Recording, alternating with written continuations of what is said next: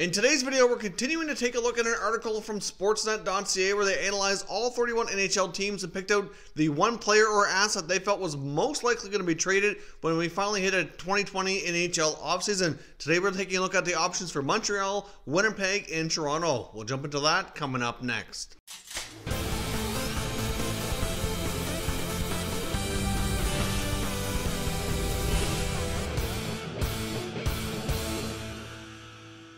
So welcome back to another video here at Top Shelf Hockey. Now, as I mentioned, we're kind of taking a look at some NHL trade possibilities for the upcoming offseason based on this Sportsnet article where they've outlined who they felt was the most tradable player or asset within the organization that we could see when we finally have an NHL offseason. And the reason I've lumped these three players together for discussion in today's video is that they're all restricted free agents, and there has been some debate and some talk around in their individual markets by different reports and different NHL insiders whether or not they could be traded or whether or not they will be re-signed and continue to be a part of their team's future. So let's kick things off and to get started with the Winnipeg Jets and center iceman Jack Roslovic. Now, Roslovic's a player who has been known in the past to kind of air a little bit of a grievance on his lack of opportunity, not get more playing time, more minutes, a bigger role. And because they have such a deep forward group, it will be difficult for him to continue to carve out a regular or permanent spot in the Winnipeg Jets top six. I mean, they've already got Mark Scheifele, Blake Wheeler, Patrick Laine, and others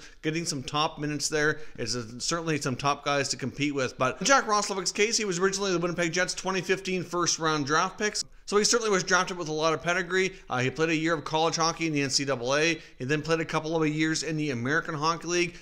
He really put up some really solid numbers. And then the past 2 years, he's been an NHL regular, playing in almost all of the Jets games. Over the past 2 seasons, he put up 24 points 2 years ago and had 29 points when this current NHL season was put on pause. Now, personally, I feel there's a possibility that Roslovic could develop into being the eventual number 2 center iceman on this team. I mean, as we've seen the last couple of times at the NHL trade deadline, not so much this past year, but a couple of years prior, the Jets were going out to acquire a center iceman for that number 2 slot. We saw them do it with Kevin Hayes.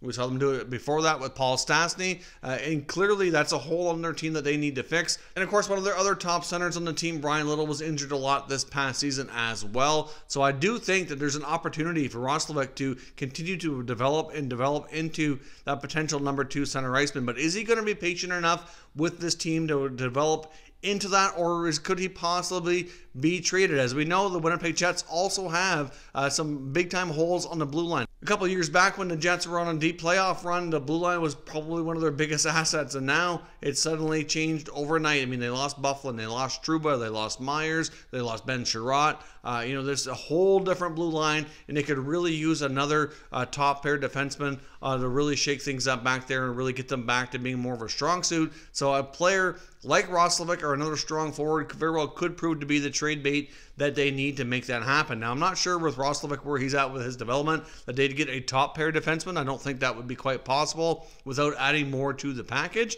but they could certainly probably get a solid second pair defenseman for sure. Obviously somebody that's a little bit younger, more of a controllable asset would be wise for the Jets if they can do that. But still, either way, Roslovic is a player who certainly can see the value in keeping him because I think he could be that number 2 center eventually. But I could also see where they could get some help on the blue line right now, and they're not going to notice that missing too much in the forward group considering how deep they are today. Now, of course, there's other tradable assets on this team, but they just don't have as much value. Guys like Brian Little, Matthew Perreault have a little bit of time left in their contracts, but they just don't have that trade value. They're not going to bring back the return that a guy like Roslovic will. But he's younger, has a more controllable asset, better contract, and certainly more upside and potential to develop here into the future. So I'm kind of torn myself on what the Winnipeg Jets should do with Roslovic, but I kind of see an argument for both sides here. So let me know what you think. Do you think Jack Roslovic is a player the Jets should sign and try to make a big part of this team's future? Or they consider trading him to get some much needed help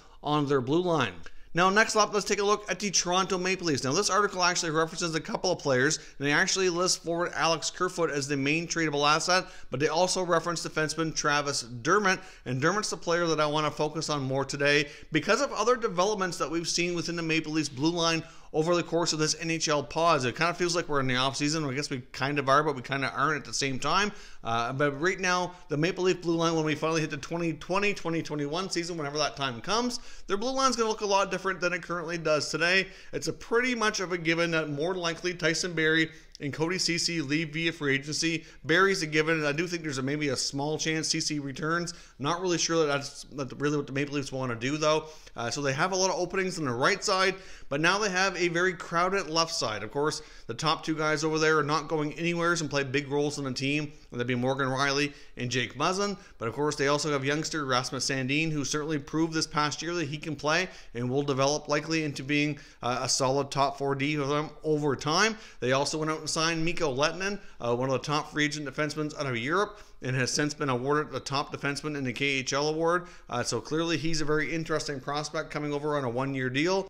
And of course they also have Dermott as well. So that's 5 capable defensemen on the left side, whereas on the right side you might only be left with a guy like maybe Justin Hall. And obviously some of these guys can either play on the right side, which would be their offside, or do they consider trading a guy like a Dermott and trying to go in a different direction? Will they need other guys, maybe the cheap contracts through free agency, or maybe trade a forward like we've been talking about for, seems like forever, that the Leafs need to trade a forward to get help on their blue line, and that very well could still be a possibility. Obviously guys like Alex Kerfoot or Kasperi Kapanen or Andreas Johnsson are the main names that usually come up when those conversations take place, and it's certainly justifiable. I don't see the Leafs trading one of their big four between Matthews, Tavares, Marner, or Nylander, but you never know. But I just don't see it happening, at least not anytime soon right now.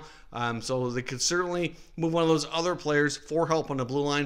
Now, out of all the guys that they currently have on the left side, Dermott's a player who is probably the most capable of playing on his offside on the right. And it's also been known that the newly signed Mikko Lehtinen, as I mentioned, can also play on his right side, and he's done so at different international tournaments before, and he kind of looked pretty decent at it. So it's possible they could use Lehtinen and Dermott both on the right side if they were able to sign Dermott and keep him in the fold, and really not have to do a whole lot to their blue line, except, of course, like I said, they can explore trading options within a forward to maybe upgrade a top pair right shot defenseman, which we've talked about before. That still could be a possibility. But for Travis Dermott, I do think that there's a lot of value in signing him. Dermott, clearly his contract wouldn't be too ridiculous. I mean, he's not a guy with a ton of leverage right now, so he can certainly be re-signed for a value contract, which the Leafs desperately need, given all the money that is tied up in those big four forwards.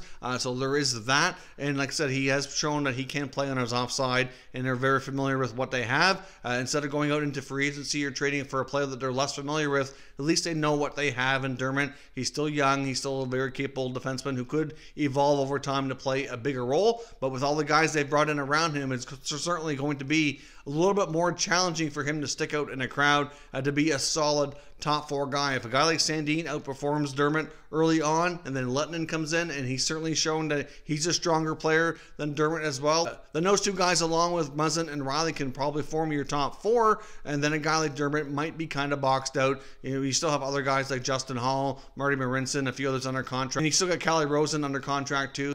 Now, if you examine the trade value of Travis Dermott, I don't think he's an established enough defenseman to really fetch a whole lot of a return. You're probably going to get a mid-round draft pick, maybe a younger player. Hard to say what the return would be, but it's not going to be substantial. That we know for sure. So given all that, I personally would say the Leafs are more likely to sign Dermott. I think they should keep him in the organization. Let the situation evolve with the other defensemen. As I mentioned, they might have a crowded left side, but see how they play on the right side. See how Sandin and Lehtinen develop, and then maybe make a decision down the road. But personally, I think he should be signed, but let me know what your thoughts are down in the comments, and we can discuss that situation further. Now, lastly, we want to take a look at Habs center iceman Max Domi. Now, we saw two very different seasons from Domi in a Habs uniform here so far. Of course, he was traded straight up 1-for-1 for Alex Galchenyuk a couple years ago, and certainly the Habs have won that deal hands down. He's outperformed Galchenyuk substantially during that 2-year period. Galchenyuk's bounced around a few more times, no longer with the organization in Arizona. He went from Arizona to Pittsburgh, and now he's in Minnesota. He's certainly on a bit of a downward spiral. We'll see if he finds a home, can stick with the Wild longer term. But Domi certainly outperformed him quite a bit in the last 2 years. So Bergevin, that certainly worked out to be quite a great trade for the Montreal Canadiens. But of course, now he's at a point where he needs a new deal. Domi was given a 2-year contract extension immediately after being acquired, and now we're at a point where he's a restricted free agent again, and a decision has to be made on a new deal. Now, of course, like I said, 2 years ago, in his first year in Montreal, he put up career numbers, but this year has certainly tailed off substantially. But we saw a lot of other things happen in Montreal as well. We also saw the season of Jonathan Drouin, who he had so much success with in year 1, not perform up to that task, and he was also injured a lot, so he was playing a lot with different players.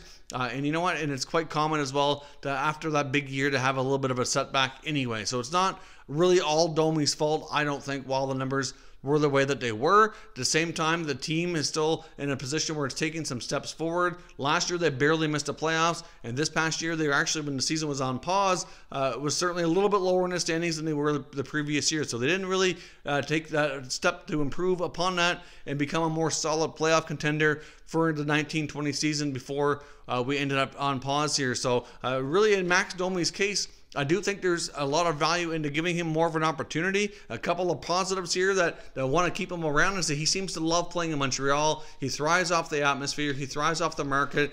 He knows what pressure comes with it, and he seems to thrive on it. And Montreal has had a difficult time attracting free agents and trying to get players from other organizations to come into Montreal, as we've seen in the last few off seasons with Marc Bergevin trying to make free agent acquisitions. It has not gone well for him. Have a guy like Domi who is a pretty solid top 6 forward at this point in his career, and he wants to stay. I do think you need to figure out a way to keep him there and get him signed from all those positive perspectives. I don't think the contract's going to be as outrageous as it would have been based on the first year in Montreal, since his numbers were down. I think that's going to level things out, and what he's likely going to be looking for on a contract and to get something done makes a lot of sense. If you take a look at the reasons why Montreal should even entertain the notion of trading Domi, you have a couple of things to look at. For starters, like I said, his production was down, and even though that might be a benefit to help keep the new contract somewhat more affordable, what if that trend continues? Obviously, you have that risk that maybe he won't duplicate what he did in his first year in Montreal, and maybe you're going to end up with a contract in a year or two's time that you're no longer happy with and he's not living up to. So there is that possibility that you have to be aware of. Secondly, Montreal does have a pretty solid group of young prospects that certainly could be center icemen on this team and play that, 1 down through 3 spots over the next few years. You've got guys like Nick Suzuki, who had a really solid year last year as a rookie, could very well be a number 1, number 2 center. Number 2 for sure, I think, is certainly within the realm of his strong immediate future. You got guys like Jesperi Kotkaniemi, Ryan Poehling. They could be NHL center icemen. Not quite clear exactly where they're going to fit just yet. Poehling spent the bulk of the year in the minors. Kotkaniemi started really slow and ended up going down to the minors. We don't know how those guys are going to bounce back. So even though you have a good, strong prospect nucleus that you can build off of, there's still a lot of unknowns and you don't know what they're going to be. So at least with Domi, you have a better idea of what you do have, and he can certainly play the role of that number 1 center iceman, at least for the short term. So for me, I probably would lean towards signing Domi. The other factor to trading him as well was that you could likely get a big boost to your blue line. Well, you know what? You're getting Alexander Romanov coming in from Russia. I know he's going to be a rookie and need time to adjust, but he really has a lot of strong potential to really play that top 4 defense role, I think, almost right away. He's playing over in Russia the last few years and looked really solid. So yes, he'll be an adjustment period, but I just don't think there's going to be a super long time for that to happen. And why would you give up another asset to bring in another defenseman when you have that youngster in your organization? So personally, I think there's more value in signing Domi, but as long as the contract is reasonable, I'm not sure what the proper term and dollars work out to be, but you just don't want to go too long and too much, just in case this past year was an indication of things to come. If you're not tied to him too long, then it's not so much. But either way, I think Max Domi should be a member of the Habs, at least for the foreseeable future. So let me know your thoughts down in the comment section. Do the Montreal Canadiens sign Domi to a longer-term contract, or do they consider trading the restricted free agent after 2 years in Montreal? And if they do trade him, what's the most reasonable return? What area of the team do you think they should be trying to address with that need? Let me know your thoughts down in the comments, and we'll continue the conversation. If you're new to the channel, consider subscribing and turning on your notifications so you don't miss any future content. And give this video a thumbs up if you enjoyed it. I'd appreciate it if you did. As always, thank you for watching, and I will catch you next time.